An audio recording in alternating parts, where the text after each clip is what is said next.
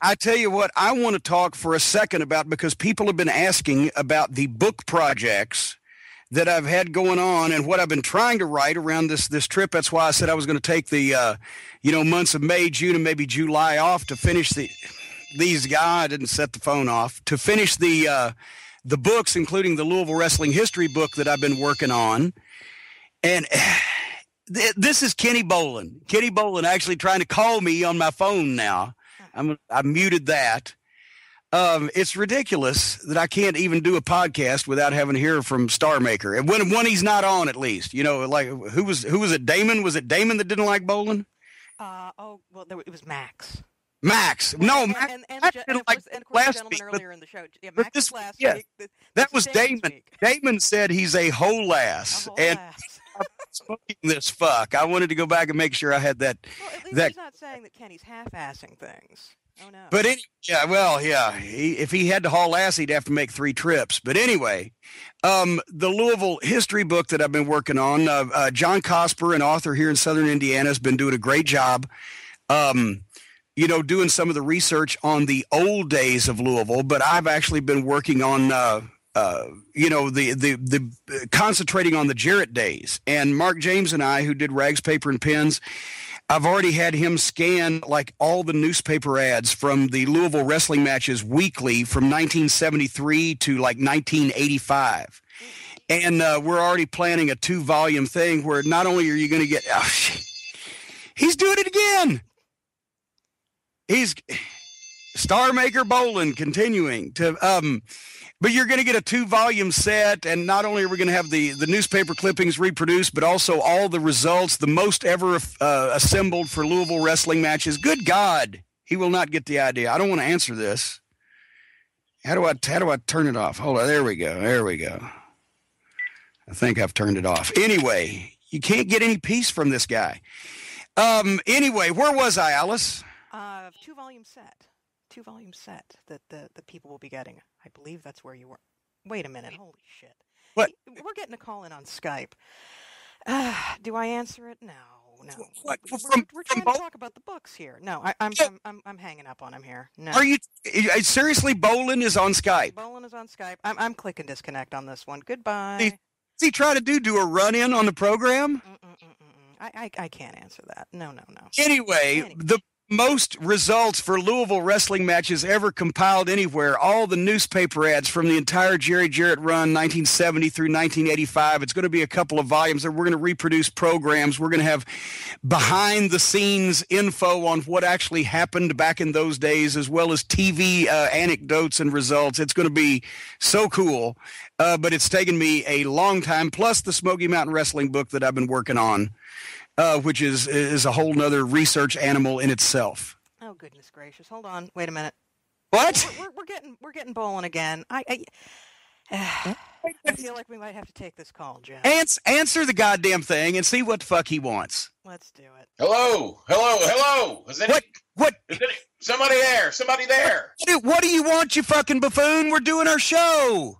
Fucking buffoon. That's what you finally answer one of the means of communication I've got on you, and fucking buffoon is what you call me. You're doing the podcast. You have done a run-in on our podcast here. We're trying to tape the show, which you're not on, and you won't stop calling my phone, and you Skype Alice. Well, apparently you think I'm a buffoon and a dumb fuck. Of course I know you're doing your goddamn show. Well, I should say our show.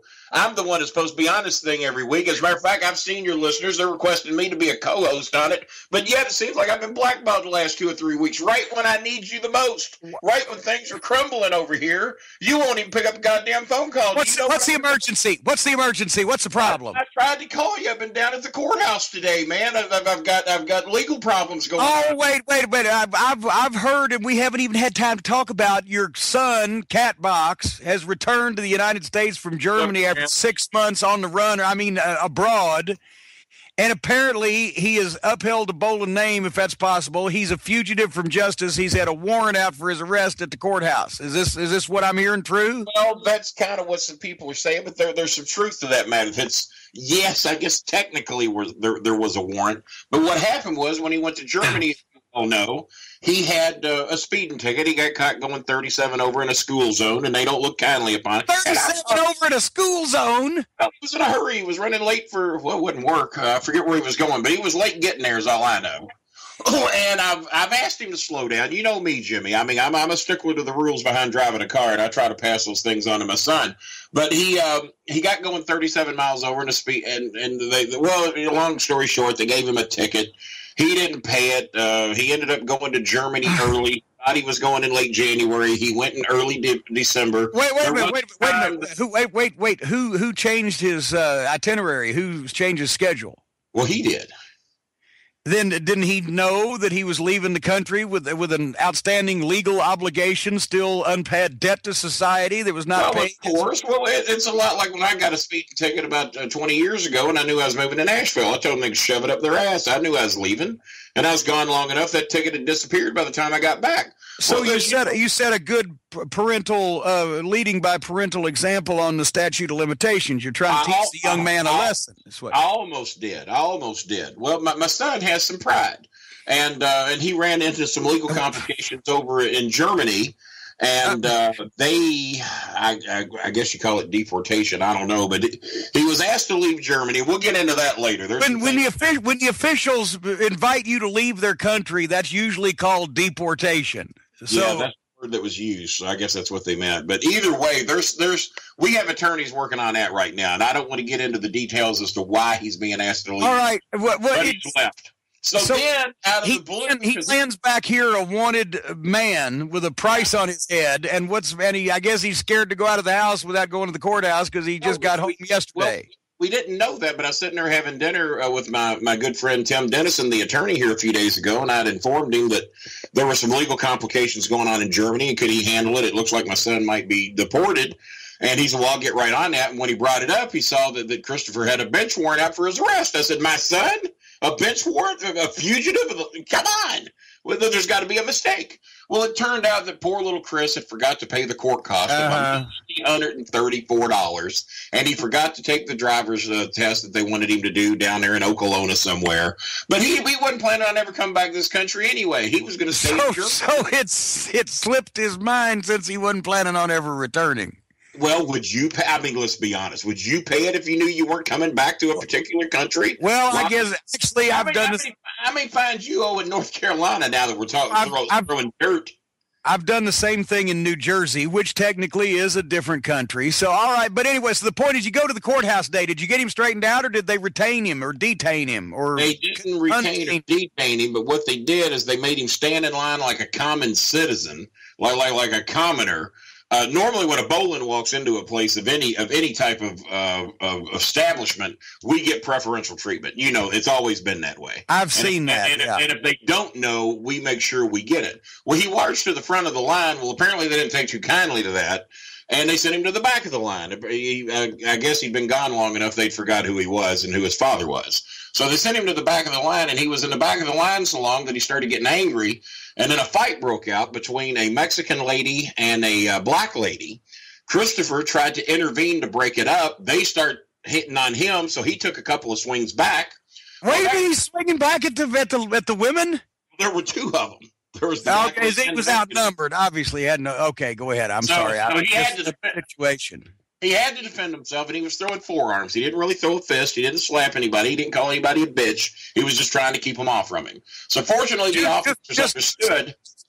From your 6'2", 250 plus pound son, just some clubbing forearms was enough to give him the idea, but not seriously injure anybody, is what you're saying.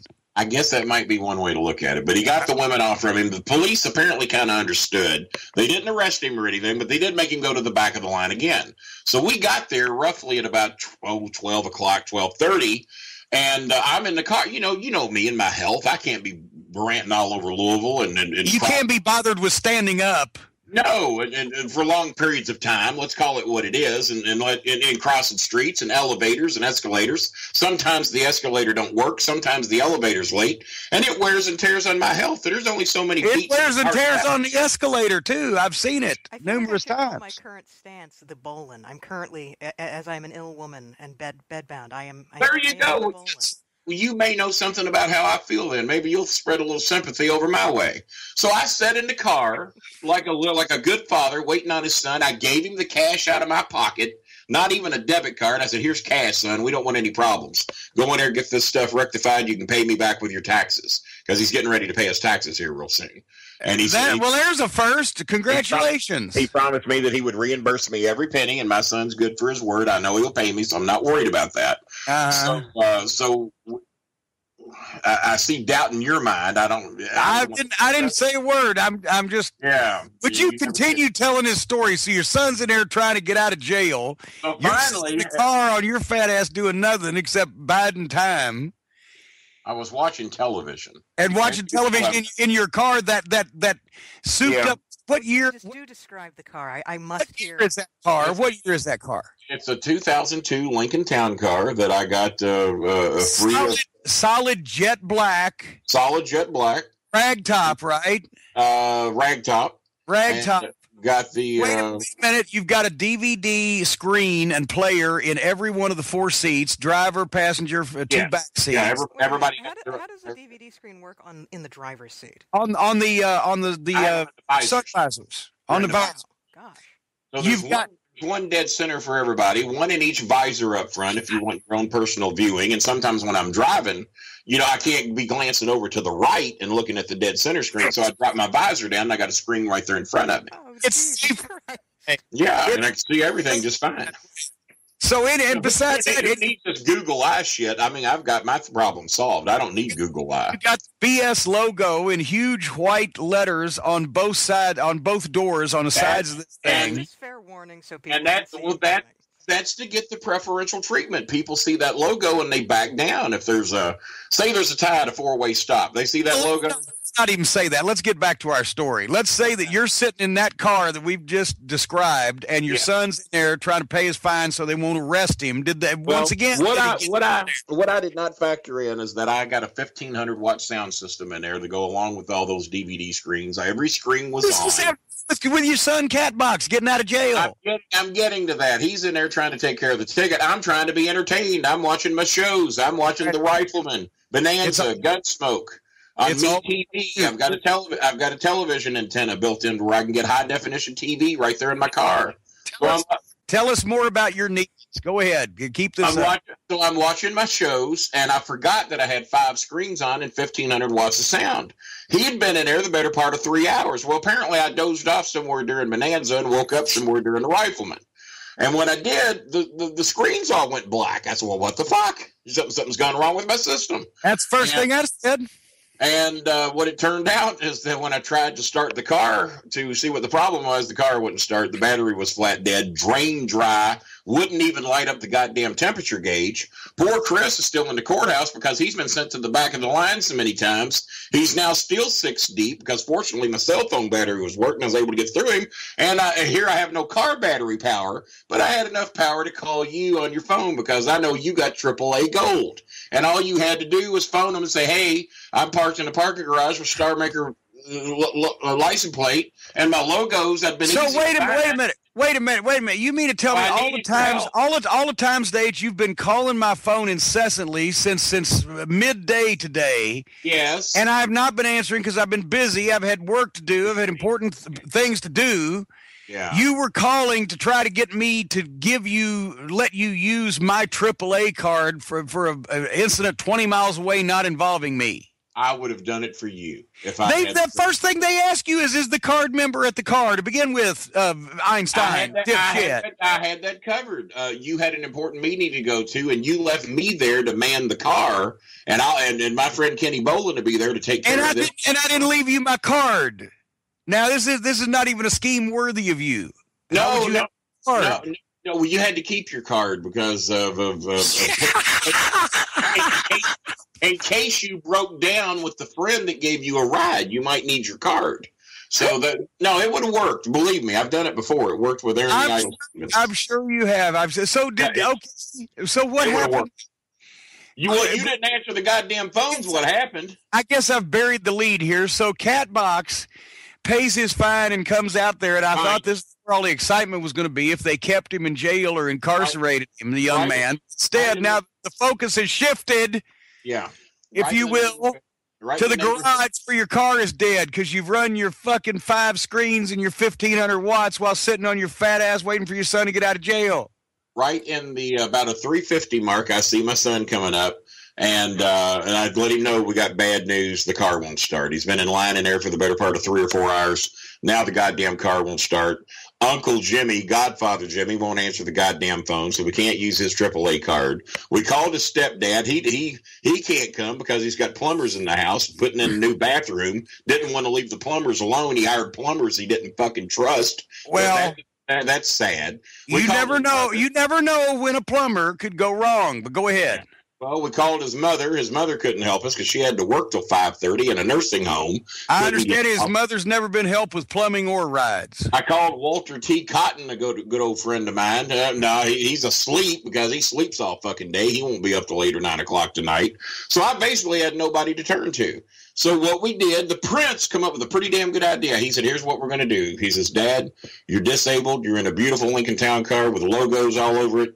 They're going to notice you. I'm going to push you into you get noticed in that car. I don't know if I'd apply the word beautiful, but you do turn a lot of heads when you go down the street in that car. I can't believe how jealous you are of my car. But he pushed me into the middle of the parking garage there across from the county courthouse. I'm thinking this ain't going to work. Well, I want you to know that when he pushed me in the middle of that traffic and nobody could get around, all of a sudden people had cables and people had the time to pull up their car beside mine and give me a jump. A dark persuasion man wearing long dreadlocks. Wait a minute. You pulled out in the middle of the street in a dead car and just sat there until somebody would come and service you for free out of there blocking traffic. That's what you just said to me? Not the street, the third floor of the parking garage that I was in. Oh, so you're blocking everybody from getting out of the parking garage. And here's the great thing. It was just after 3:30, and everybody was letting out to go home. So we were blocking the entire garage. That's the best going home. Nobody's going home unless somebody comes up with cables and jumps my car. And that was the Prince's idea, and I wasn't there. I didn't have that one, so I got to pass that on to him. And I want you to know within 15 minutes we were jumped and running out of there, and that way I didn't have to use your AAA. I didn't have to. I can believe on Gabrielle, my ex-wife. I didn't need the stepdads coming down. I didn't need anybody. We handled the fucking problem ourselves, and that's what Bolins do. I can believe that you were running out of there, but I don't know that I'm surprised you didn't get jumped another way. Well, I'm a pretty imposing figure. You'd have to be a lot of. You've had we'll talk about your imposing figure. You have had problems with the law for the past few weeks. You finally have one legal name. Would you care to enlighten us? Well, you have for the first time in how long? How long has it been since you've had one legal name with the federal government or the Social Security people or whoever the fuck it is that keeps track of these things? Since 1962. How many names did you have at your peak? 4. But now you just got one. I was told I was Kenny Pitts. Then I was told I was Kenny Stallings. Then I was told I was Kenny Risen. And then they produced documents that said I was, so I had no reason to argue that. And then later I found out that I was Kenny Bolin. So we had Pitts. But who are these mysterious days of whom you speak? Well, Pitts is who I was told my real dad was, but it turned out he was dead. No, you say they said or they said. Who was this they? My mother. Ma Bolin was involved in this, but now this was. We'll get to her in a minute. She's been up to her shit again. But hold on here a second, because you have used this multiple name situation to your benefit in multiple business dealings. So I'm wondering why you consolidated it down to Kenny Bolin if that is indeed your legal real name. Why did you just go to one? It is the legal and real name. You've always known that. That's why, to be honest to the wrestling business and fair to the wrestling business, in 1986, when knew I was going to be on television, I knew I was going to be a worldwide celebrity and loved by many. I didn't want to hurt or deceive my fans, and that's why I elected not to go by Kenny Pitts, Kenny Stallings. Kenny, what's the other name? Risen. Yeah. It was the other. So basically what you're saying is for the first time ever in history, you got into the wrestling business and decided you had to use your real name. I wanted to be honest to my fans and friends and real family. I wanted to make the Bolins proud of me. Well, we're on the subject of names, why is your son called Catbox? Jimmy. Well, actually, that's a name that he picked up around town, Alice, because at one point in his life, when he was unemployed, Chris, his son, the Prince, better known as Catbox, needed a place to live, and Kenny, because he was making too much money renting the upstairs good rooms in his house we refer to the luxury suites. The luxury suites were going to other aspiring wrestlers in the OVW wrestling school, so he relegated Chris to the basement for a seduced rate on rent. Well, remember those WWE wrestlers had $750 a week of expendable money. They had the money. Well, where Chris's duties were, among others, to get money knocked off the rent, he had to clean the cat box and sleep on the floor pretty much next to it, adjacent to it, if you will. Well, and Aaron the Idol Stevens had been released from his WWE contract and could not afford the $495 per room upstairs in the luxury suites, so we had to demote him down to the basement. That's right. Better known today as Damian Sandow slept in the basement at Bolin Manor, next to the cat box with a divider in the basement. That is paying your dues, right? No, actually, he was next to your son, Catbox, who was adjacent to the real Catbox. But we've digressed Did he off have to scoop the up the story. son? No. I heard he helped Chris clean the cat box from time to time, but due to my health, I wasn't able to go down in the basement to do laundry or clean or anything like that. So that was their job. They also had to do the laundry while they were down there as well. Never. He lived in the house for 7 years and never saw his washer or dryer. But anyway, we've gotten off the subject. The point is, somehow you were coerced into retaining one legal name. The government found out about you. As you know, I'm on. Did the government always know that all of those different names were the same person? That's what I'm asking. No, they did not. They did not always know that. They requested apparently that you convince this shit. As a matter of fact, I was pretty well convinced they thought it was 4 separate people, and I tried to live it as such. Bolin was the television star. Risen was the poor little, basically born a poor black child in Oldham County. I mean, that's pretty much what I was. Kenny Pitts, I never really knew him that well. And Kenny Stallings was a 3rd-generation paint contractor. So everybody well, how do you find laughter in that? That's almost like having a multiple personality disorder. What's the last thing you ever painted? What is the last thing you ever painted in your life? A Hot Wheel car. Painted my little Hot Wheels, and that made me a 3rd-generation paint contractor. I mean, I did a fine job on it. I also painted the end zones on my electric football. So don't act like I can't paint. Did you work with Art Vandelay of Vandelay Industries? Who's that? Generation paint contract. All right, but you just got one now, right? And they're on to you. You can't do when I contacted Social Security with disability to see if I'd be getting an increase again this year because my check has gone up each year that I've been on permanent disability. I wanted to see how much more money I was going to be getting, and then they started asking me who these people were. And I had to explain to them, the situation I was put under through no fault of my own. I didn't ask for these names; I was given them. I didn't go around with a daggum. Did each name have its own social security number? We rather not talk about that here. That's nothing that I did. No. But there was confusion about your birth date, which we've talked about in the past, as well as the location of your birth, but also your birth date.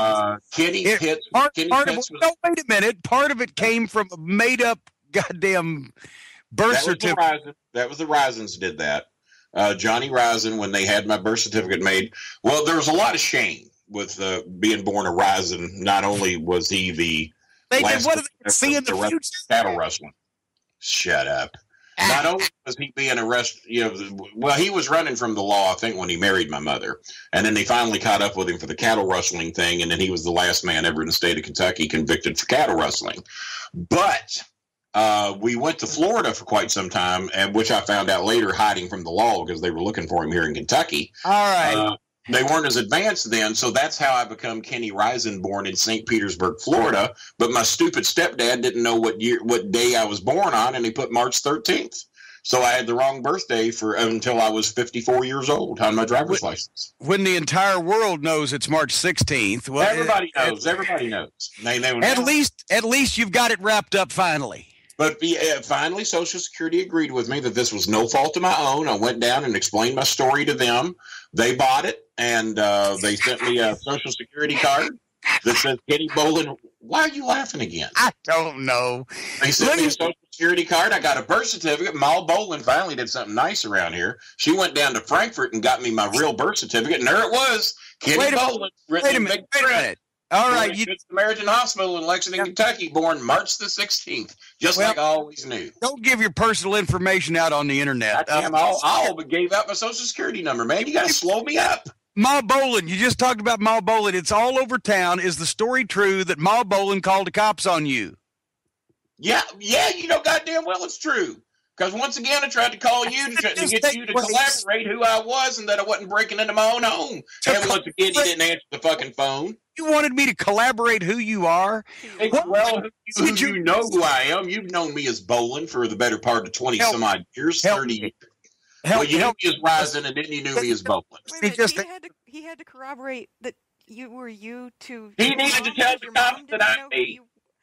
Here's what happened. I had gone to do a delivery because, as you know, the Beats by Bolin headphones are selling like hotcakes. They're going nuts. The only thing that's coming close to selling it. People don't even say hotcakes anymore. They say they're selling like Beats by Bolin. They're selling like Beats by Bolin, and I appreciate that. That's nice. But the only thing selling nearly as close are the Bolin BS 2.0 T-shirts. Would you get to the point of the question? I'm getting to the point. So I went down. I told Ma Bolin I'm going down to get some more shirts printed. Be ready. I'm going to need you to package these and get them ready to ship out. You got to earn your goddamn keep around here. So be ready to pack up some more shirts when I get back. Well, what time are you going to be back? About 4 o'clock. Well, they couldn't get everything done in time, so I got back early. Well, Ma Bolin knows something about everybody in this entire community back here. I don't care who you are, she knows something about you. She sees and hears all. Well, a big 2-ton black 2002 Lincoln Town Car with my logos on each side of it pulled into a parking spot, got out of the car, came to the goddamn doors locked. Well, I left it unlocked. No, wait a minute. Hold on here 1 second. I must say also that I've seen Bolin Manor. Yeah. And if you park in one of those parking spots right out in front of your door, literally you are 10 feet in front of the front window, which dominates the entire front of your residence. 10 to 15, I'll give you that, yeah. And then you pretty much can't look around anything that's parked in front of your apartment, can you? No, absolutely not. All right, go ahead with your rant. Apparently I'd parked a little bit to the right, and she couldn't see my car out the window. So when I went up and tried to shimmy the door to get in, I can't get in. Well, I shimmy again, thinking there's something. You shimmy the door? You're talking about trying to open the door. I'm turning it on. You don't call that shimmy. Well, That's ludicrous. Well, I called it shimmy, and you'll accept it for now. So I'm shimmying the door, trying to get in. And we're going to have to assume he was shimmying at the time. Liked it a lot better when you was a co-host that didn't talk. Let's see if we can go back to that. So I'm trying to get in. Ma Bolin apparently is in. Apparently she's in here and thinks we're being robbed. She does not realize that I am trying to get in the door. So then I take the keys and try to get in. Well, she's gone by then. Well, I don't know. I didn't even know she was in here. Gone where? Where would you? There's no place to go. There's only one door. Well, there you go. So I assume she took a walk. Maybe went down to get the mail. Maybe went to visit one of these fine neighbors she knows so much about. So I come in, and there's Misty, all happy to see me, my black lab, 14 years of age. And we're sitting there playing and frolicking about and just kissing on each other, happy to see each other. Oh, my God. Just, all right. You're happy to see the dog. The dog's happy you're home. Fuck, continue. I'm loving on my dog, and then all of a sudden, here comes Ma Bolin out of the bathroom, holding a telephone going, oh, my God. I said, well, what's the matter? What's going on? Oh, my God, Kenny, I thought I was being broken in on.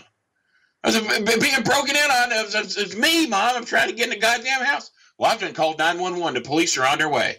I said, you got to fucking be kidding me. You've called the goddamn police on me? So now I got to get the phone from her and call the police and say, hey, don't come. Well, yeah, of course the criminal. How many times you think they do that? Yo, don't come. It's all a misunderstanding. It's all a misunderstanding. And I'm trying to explain to the police. So the first thing I think of, hey, Jimmy can explain this. So I tried to call you. Oh, gee, I come back in this again. To explain to the police that I am who I say I am and that I'm not trying to break into my own home. Ma Bolin's name ain't even on the goddamn lease. And she's calling the goddamn law on me to keep me out of my own home. Wait a minute. Okay, wait a minute. Let me summarize this incident. You come into your home, yes, and you shimmy on the door and jiggle it and make noise with it. Yeah, jiggled and shimmied. Because it's locked, and you never lock your door because you're always looking for the next insurance scam. So if anybody wants to try Bolin's front door, it's usually open. But in this case, you find... And I'm heavily insured. You find the door locked, and you're shimmying with it, and your mother sitting inside on the very couch inside that particular door. I know exactly where you're talking about. Yes. Runs to the bathroom, which is located adjacent, much as your son's cat box was located adjacent to his sleeping quarters. The bathroom is adjacent to that room, so literally she was 15 feet from the front door, locked in that bathroom, when you came in there and were playing with a dog that conservative estimates put at 150 pounds. The fattest, widest black Labrador I've ever seen in my life, and you're playing with a 150-pound dog, and she don't know it's you? She claimed she didn't know it was me. She claimed. She is a... Do you think she was trying to get you to commit suicide by cops so she could take over the empire? Kind of makes you wonder, don't it? Well, all I know is that I couldn't talk the police out of coming. They said they had to answer the calls. So 4 cops show up here. I step out, hands raised, mind you, to make sure that they knew that I didn't want to. And that'd be the first exercise you've done in months. And I called in. So I go out and explain to the police, and I show the Bolin logo. I show fortunately, a couple of the cops knew me from television, realized I lived in the neighborhood, and I said, yeah, this house right here, the one I was trying to get in. And I said, the woman is a little senile. She's kind of lost it, and she thought she was being broken in. And I apologize for this, and I gave them each a free set of Beats headphones, and they went away. And it's fine. So you've had bad luck. Not only have you had brushes with the law, your son has been a wanted fugitive, just recently bailed himself out of that situation. But I do only have one name now, Kenny Bolin. You only have one name, and I also heard, Alice, here's another little piece. Remember the pizza guy that did the cameo on the Experience several weeks ago? Please. Not only did mute him for a minute, Alice. Not only did the guy who brought the pizza bring free pizza in exchange for commercial consideration such as DVD, movies, etc., but also the pizza guy tipped Bolin. It's well known in the city of Louisville now that the pizza guy, we will not mention the chain, but the pizza guy that was dealing with star maker Bolin was not only asked to leave the premises of that establishment, but was escorted off the premises directly due to his involvement with star maker Bolin and asked not to return. We had worked out one final deal. He knew that I had 20-some Leader? Oh! It was his last day there at said establishment. I had 22 new movies that he wanted. And I said, well, we can either do this by cash or merchandise. We can do this the easy way or the hard way is what you're Well, I use the phrase cash or merchandise. And I, what do you have to offer? He said, well, you know that fish you love? I said, yeah. He said, I can bring you 2 or 3 bags of it. I said, fantastic. That's about 15 pounds of fish. I said, what about those chicken strips? Wait, but they have fish at a pizza place? Yeah, they got some of the best. Oh, that's right. I remember where you're talking. We can't mention the company. Can't mention the company. I'd rather you not. They got fish and chicken. What? Jesus Christ, they got everything. So he was going to bring me 15 pounds of fish, and I said, what about that chicken? He said, so he was going to bring me 15 pounds of fish, 15 pounds of chicken, and 2 of their $30 pizzas, along with a few other various items, dips and sauces and variouses and so on. And they're like $400 worth of shit. I call it. I didn't put a price on it. I just. Of course you did. He wanted the 22 movies, and that's what I wanted in exchange. So about 2:30 in the morning, he's supposed to be here at 1 a.m. to bring me all this stuff. Well, whenever the guy brings you the black market goods at 1 o'clock and he's till 2:30 and still hasn't shown, it's not going to end. There's a saying going on. I've heard it before. Nothing good ever happens after midnight. Bullshit's all I can say. I have a lot of good happen after midnight. So I call him at 2:30, and he says, Kenny, I'm out here at the car. He says, I've never been more embarrassed in all my life. I had all your goods and supplies laid out to do the trade, and they apparently were on to what I was doing. They said I was taking too much. They didn't mind me taking a pizza or two. But when I got the fish and the chicken and the sausages, they told me that my shift was over, and they escorted me to my car and asked for me never to return again. When I felt bad about that. When I got the dolly out and started taking the stock from their freezer. Dolly. It don't take a dolly to get a measly 30 pounds worth of fish and chicken. Quit agging on to the story. So, yeah, we had that happen. And it's just, so nearly my friend gets arrested. Christopher's got problems going on in Germany. I think we've got everything resolved here. I think he will be a legal driving citizen within the next 24 hours. Just think about this. Your son, yourself, it's been a stressful day. Friends, your associates all having legal problems. You know, the only member of your immediate family or social circle that actually has a legitimate job, works for a living, believe it or not, is your brother Butch, old Biscuits and Gravy. He is the only one. He's the only one that's got wait a minute. He's got a full-time job. He works for a living. He's a fine, upstanding profession. He's selling buttons. It's a legal trade. It's fine and rewarding work. At least he's out there hustling, selling buttons, doing things the right way, trying to make his own living. Oh, my freaking God. Of all things for you to say, and you are claiming that my brother, Biscuits and Gravy Razor, is the one member of this family. And wait a minute. He's got a different last name because he's only your half-brother, and I forget which half, but I can... The bad half. The uneducated half. There's a line... But anyway, Biscuits Gravy is working for a You told me this. We have the same mother. Yes, I don't think she's ever called the law on him, though, that I can recall. I don't know how legal you would say this business is that he's got, because I don't condone this at all. What he does, now hear me out here, and you tell me if this is legal or not. Like the photo buttons and the things that all... He has those buttons. He makes them for about 30 cents a button, and he sells them for about $1. I do not like the markup. The markup's ridiculous. I mean, I'm not going to say what my items are marked up, but it's a little bit higher than that. And I don't like the markup. But here's what else he does. You want to sell a 30-cent piece of equipment for like $10 is what you'd like to do, isn't it?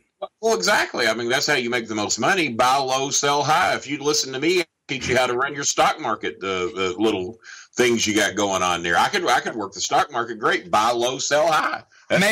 Mad money with star maker Bolin. All right. Anyways, but he's trying to make some kind of money, and it doesn't cost him much to live in the fucking deer shack down there. No, the deer shack's paid for. He sold some land that he had basically that I gave him the down payment on, and he got lucky on it and made some money off from it, and he bought him a deer shack for about $30,000 down there on. I wasn't asking about his real estate. I was just making the observation that it don't cost him. So if he makes a modest profit at his legal business, he lives rent free, and this is where I'm getting into the legal business thing. This is where I got a problem. He actually steals logos off the internet. He doesn't. These are copyrighted logos, Jimmy, and he steals these logos and puts them on buttons, and then sells them to various little hick stores around Carroll County, Trimble County, Oldham, and Henry. And because they're uneducated, they don't know any better. They're stupid. So they don't realize it's bootleg stuff. It's bootleg. Yeah, absolutely. It's bootleg buttons is what it is. I'm glad you come up with that. That's what I'm going to call it. Bootleg buttons, though.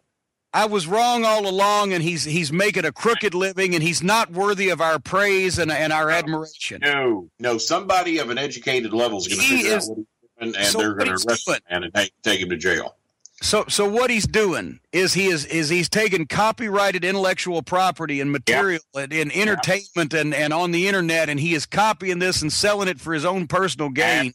Exactly and as a result of that, he's totally worthy of our scorn and not our praise and admiration. I personally am ashamed of him, and I don't even like to say his name. You like the name Biscuits and Gravy because he got jealous over my nicknames and your nickname. What do they call you? The Louisville Lip? No, you're the Slugger. Somebody else was the Lip. Regardless, Muhammad Ali was the Louisville Lip.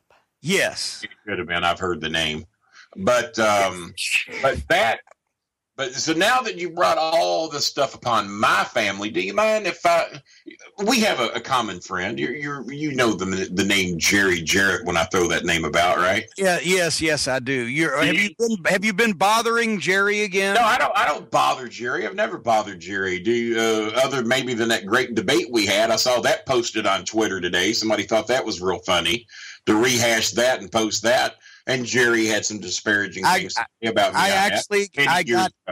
I got a communique from one of our listeners, one of the Cult of Cornette, who apparently had watched that, and we quoted that earlier in the program. You whole ass. Yeah, well, let me tell you something, and I want you to answer this. Your own numbers alone, and from what I hear from Alice, about 90% of your listeners love me, adore me, want me on this show every week, think I'm a great addition to the show. Not only did you not have me on last week, you tried to not have me on this week until you thought you could embarrass me by talking about the troubles of my son, and obviously my brother's a crook. I don't know about the 90% figure. I think that's about right. I think it's about 90%. And oh, by the way, fuck Max in Columbus, Ohio. I still feel that way about him, so fuck him. But Jerry Jarrett, a name that I respect very much in this business. I know a name that you respect very much in this business. I hung out the entire weekend with Jerry Jarrett this week.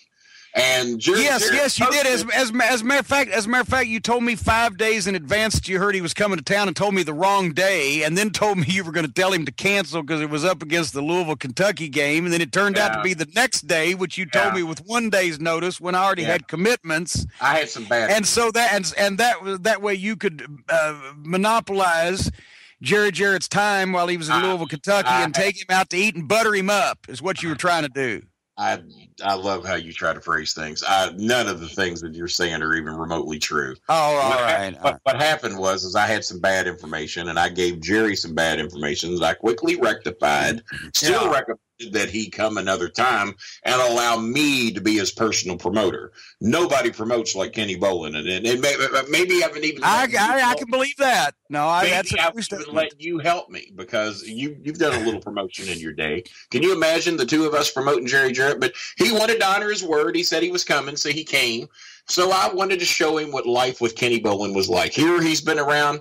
Jimmy, I've been around you since 1975, I guess. I don't know that I've ever even shook hands with Jerry Jarrett, mainly a form of cock blocking that you've done to where you never even let me get near Jerry Jarrett the whole time I ever knew you.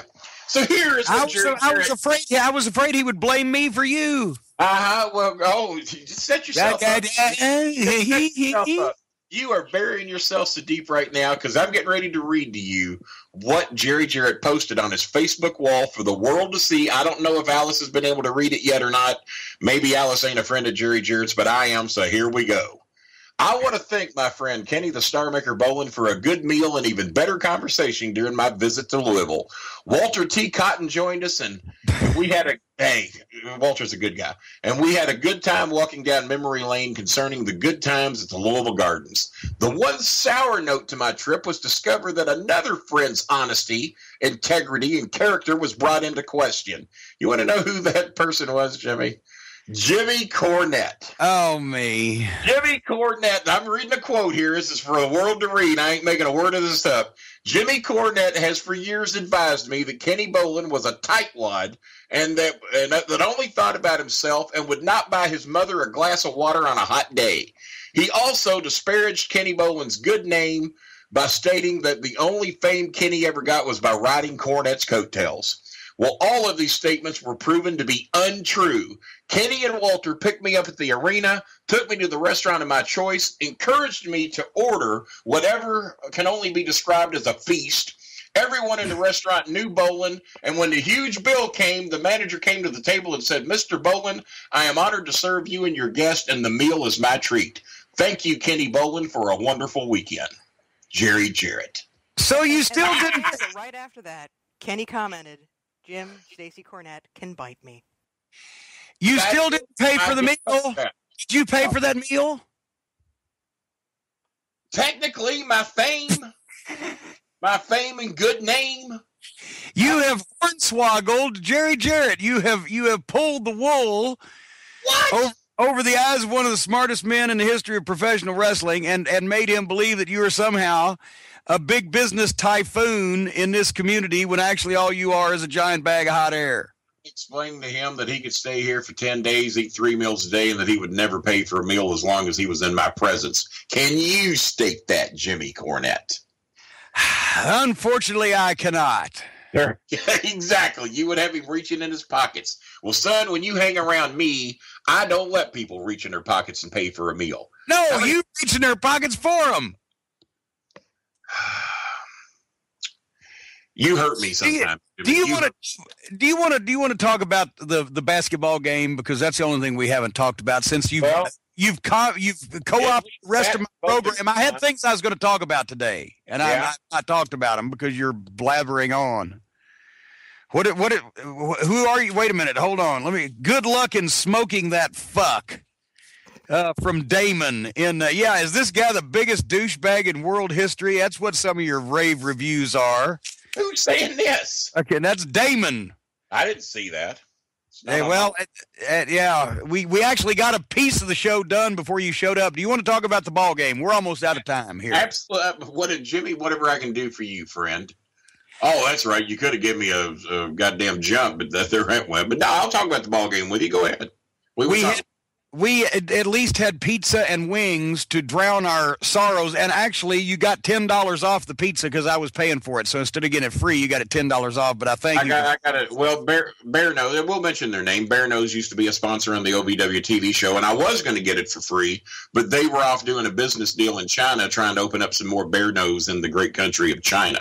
And they own the rest of us. They might as well. The owner told you they were in China, eh? No. The manager of that store said that two owners were in China. Trying to swaggle the story around again to favor. Well, anyway, we had pizza and wings, and the pizza was about 2 inches thick and loaded with meat, and it drowned our sorrows. But Louisville came out. They led the whole game as much as 13 points. 18-5 at one point. 18-5 start. They led the entire game until the last couple of minutes when suddenly bullshit happened and it got out of our, in a minute and a half, the complexion changes. The worm turned. We led for 38 minutes and 30 seconds. The worm turned. And the biggest problem, and let's face it, Jimmy, we couldn't hit a fucking free throw to save our goddamn lives. A free throw. Something that you could do. Something that you could, you probably shoot grand free throws, don't you? You probably just underhanded, right? Just something that any lame idiot could do. If we'd hit the free throws, we'd have won the game. But still, it was a great game. Yeah. But then I watched. I had to, because at least they're from Kentucky, and once again, it's state honor, I guess. I watched Kentucky and Michigan. Michigan, yeah, right down to the wire again. But once again, that was a tremendous game because Kentucky didn't play anywhere like that against Louisville, and Louisville kicked their ass the whole game until the last minute and a half, and then suddenly Kentucky comes out and looks like they're in the NBA. What happened? Calipari's taking credit for it. He's saying that these guys, basically he called them a bunch of slow learners is what he did. He said, this bunch of freshmen has learned a lot slower than my other freshmen. He basically called them a bunch of idiots. They learned in 2 days. It was 2 days difference in those two games. Well, the other teams he's taught apparently learned it during the regular season, and his guys did not. They learned it in the last game of the SEC tournament. There's not a Kentucky fan alive who gave them a snowball's chance in hell of even beating Kansas State, more or less, Wichita State, Louisville, and Michigan. They've beaten 3 of the Final Four teams from last year. Earlier, they lost to South Carolina, who was a 3-25 team. Could there possibly be a fix in college basketball? Could this all be a work, Jimmy? Is Vince McMahon investing in any of these colleges? I think we might need to look. What about, real quick, what about the high spot in the last 30 seconds of the Kentucky-Michigan game when they just kept shooting, putting it up? It looked like a goddamn choreographed lucha high spot. It looked like 9 for $1. 9 shots for $1. And fortunately, on the 9th one, they finally made one. The turning point of the Louisville game, and if you'll remember this with me, the turning point was when that big Mathieu, the big center, went up. If he put it and it rolled around the rim and it kind of hung up, that puts us up 9 with about 3 minutes to go. If that shot falls, But it didn't. They rebound, go down and score, cut it to 5. So instead of a 9-point lead, we got a 5-point lead, and that's where the wagon fell off the wheel, was right there. The wagon fell off the wheel. Wagon fell right off the wheel. You have a firm grasp of the situation, Star Maker. Well, we want to thank you for fucking up our show today. We had a bunch of other stuff we were going to talk about. We'll do it next week. Alice, I'm sure you had things you wanted to talk about. You think this fucked up the show? I have finally educated people to what's going on around here with me. They've missed me for some 2 or 3 weeks. The requests are out there. They're in. Jimmy, I need to be here every week. Let's not deprive the people. Let's not deprive them. Let's hear something out of your mouth to where you guarantee the people. Don't be like Vince. Give your fucking fans what they want. How about I'll do what's best for business, and I will toughen the people up by making them endure several more weeks of no Star Maker bowling. Oh, so they get you, they really appreciate it. How's that sound, Alice? You're no better. You're no better than fucking Triple H. I want to do what's best for business. I know more than you. You know more than your fans. You're no better than Triple H, and I know that bites your ass. So I know you're going to do the right thing.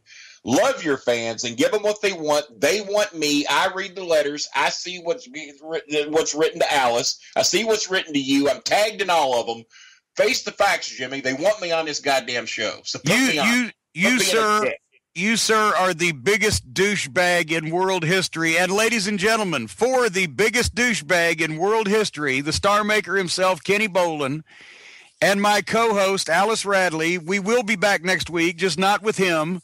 The size of my bag shouldn't matter, and I will be back on. I've learned how to do it now. Please listen to our program and feel safe. He will not be back. And until next week. If there's any changes in my life, I'll pass it on to you. And everybody travel safe to New Orleans. Let's take a vote. Yes. Vote, fans. Vote. Yes, and thanks for getting experienced. Just hang up. A bitch.